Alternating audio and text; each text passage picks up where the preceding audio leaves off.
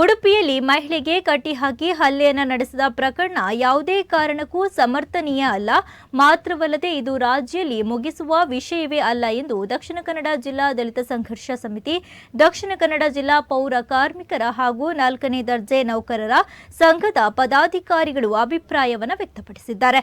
ನಗರದ ಪ್ರೆಸ್ ಕ್ಲಬ್ನಲ್ಲಿ ಪೌರ ಕಾರ್ಮಿಕರ ರಾಜ್ಯ ಮಟ್ಟದ ಸಮಾವೇಶದ ಕುರಿತ ಸುದ್ದಿಗೋಷ್ಠಿಯಲ್ಲಿ ಸಂಘದ ಪ್ರಧಾನ ಕಾರ್ಯದರ್ಶಿ ಆನಂದ್ ಎಸ್ಪಿ ಈ ಬಗ್ಗೆ ಪ್ರತಿಕ್ರಿಯಿಸಿದರು. ಮೀನು ಕದ್ದಿರುವುದು ತಪ್ಪು. ಈ ರೀತಿ ಮೀನು ತೆಗೆಯುವುದು ಸಾಮಾನ್ಯ, ಪ್ರತಿನಿತ್ಯ ನಡೆಯುತ್ತಿರುತ್ತದೆ. ಉತ್ತರ ಪ್ರದೇಶದಲ್ಲಿ ಇಂತಹ ಘಟನೆ ನಡೆಯುತ್ತಿದೆ. ಆದರೆ ಇದು ಕರ್ನಾಟಕ. ಇದನ್ನ ಸಮರ್ಥನೆ ಕೊಡುವ ವಿಚಾರವಾಗಲಿ ಬೆಂಬಲಿಸುವುದಾಗಲಿ ರಾಜಕಾರಣಿಗಳು ಮಾಡಬಾರದು ಎಂದಿದ್ದಾರೆ.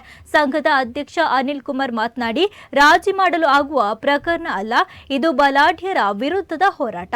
ಮಹಿಳೆಯಿಂದ ತಪ್ಪಾಗಿದ್ರೆ ಅದಕ್ಕೆ ಕ್ರಮ ಕೈಗೊಳ್ಳಲು ಪೊಲೀಸ್ ಇಲಾಖೆ ಇದೆ. ಈ ರೀತಿ ದೈಹಿಕ ಹಲ್ಲೆ ನಡೆಸುವುದನ್ನು ಸಮರ್ಥಿಸುವ ಕಾರ್ಯ ನಡೆಸಬಾರದು ಎಂದರು.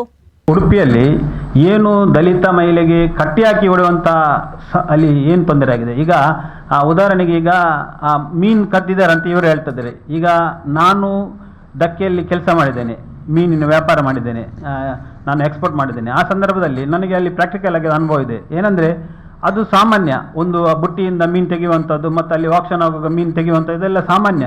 ಆದ್ದರಿಂದ ಅಂಥದ್ದೆಲ್ಲ ಸಣ್ಣ ಪುಟ್ಟಗಳು ಅದು ಪ್ರತಿನಿತ್ಯ ನಡೀತಿರ್ತದೆ. ಹಾಗಿರುವಾಗ ಅದನ್ನು ಇವರು ಕಟ್ಟಿ ಹಾಕಿ ಹೊಡೆಯುವಂಥದ್ದು ಅದು ಸರಿಯಲ್ಲಲ್ಲ. ಒಂದು ಕೂಡ ಮಹಿಳೆಗೆ ಒಂದು ಕಟ್ಟಿ ಹಾಕಿ ಹೊಡೆಯುವಂಥದ್ದು ಅದೆಲ್ಲ ಉತ್ತರ ಪ್ರದೇಶದಲ್ಲಿ ನಡೆಯುವಂಥದ್ದು, ಇದು ಕರ್ನಾಟಕ. ಇದನ್ನು ನಾವು ಬುದ್ಧಿವಂತರ ಜಿಲ್ಲೆಯಲ್ಲಿ ಸಹ ಅದನ್ನು ಖಂಡಿಸ್ತೇವೆ. ಯಾಕಂದರೆ ಅದು ಸರಿಯಲ್ಲ. ಯಾರು ಅವರು ಅದನ್ನು ಸಮರ್ಥನೆ ಮಾಡ್ತಾರೆ ಅವರನ್ನು ಕೂಡ ನಾವು ವಿರೋಧ ಮಾಡ್ತೇವೆ.